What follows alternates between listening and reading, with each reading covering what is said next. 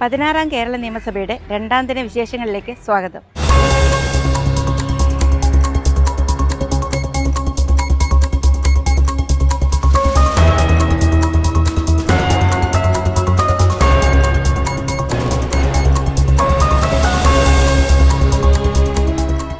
നിയമസഭാ സ്പീക്കറുടെ തിരഞ്ഞെടുപ്പായിരുന്നു ഇന്നത്തെ മുഖ്യ അജണ്ട.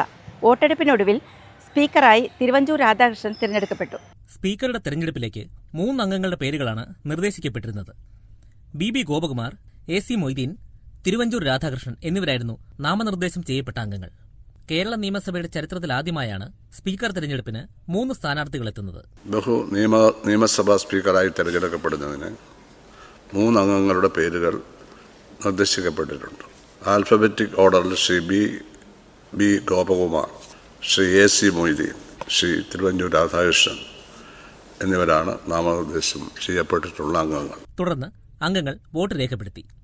പേര് വിളിച്ചതനുസരിച്ച് അംഗങ്ങൾ സ്പീക്കറുടെ ഡയസിന് പിന്നിലൊരുക്കിയ സ്ഥലത്ത് വന്ന് വോട്ടുകൾ രേഖപ്പെടുത്തി.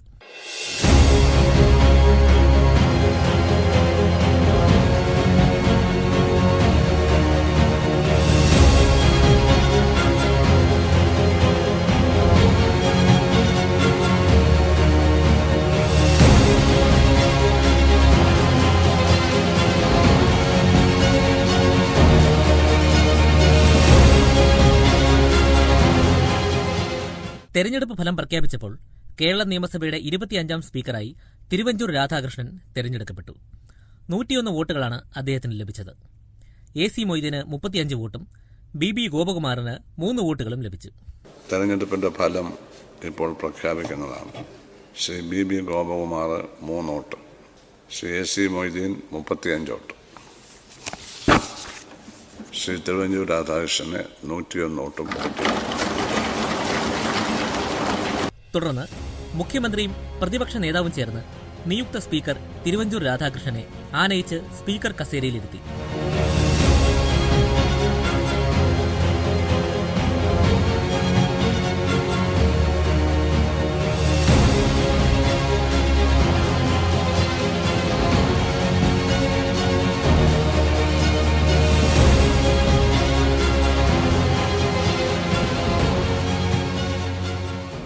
മുഖ്യമന്ത്രി, പ്രതിപക്ഷ നേതാവ്, മറ്റ് നിയമസഭാ കക്ഷി നേതാക്കൾ എന്നിവർ സ്പീക്കറെ അഭിസംബോധന ചെയ്ത് സംസാരിച്ചു. ഒരു നിയമസഭാ സാമാജികൻ എങ്ങനെയാണ് നിയോജകമണ്ഡലത്തിൽ പ്രവർത്തിക്കേണ്ടത് എന്നതിൻ്റെ ഏറ്റവും ഉത്തമമായ മാതൃകയായിരുന്നു ഞങ്ങൾക്കെല്ലാം അദ്ദേഹം. നാട്ടിലും ജനങ്ങൾക്കുമിടയിൽ ഇറങ്ങി പതിറ്റാണ്ടുകൾ പ്രവർത്തിച്ചതിൻ്റെ അനുഭവം സഭാ നടപടികളെ ജനതാൽപര്യത്തിൽ നയിക്കുന്നതിനുള്ള അവസരമൊരുക്കും എന്ന് തന്നെയാണ് പ്രതീക്ഷിക്കുന്നത്.